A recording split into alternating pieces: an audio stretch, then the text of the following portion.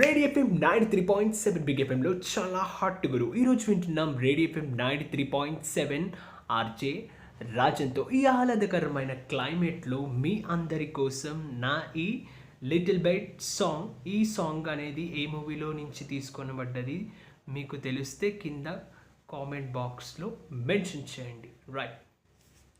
నల్ల పూసలైనా చలియ మిడకు ఒళ్ళని కరీలు ఈ పిండి గొలుసు రక్త తడి మెరిసేని బాబు మునకు ముద్దు తడి చేత చిమంది మనసు నీ పాదధూళి మెరుపవుతను నీ యుద్ధకేలి మరకవుతాను నీ పట్టులో నా మెలికవుతాను లేక ఈ మట్టిలో నా మొలకవుతాను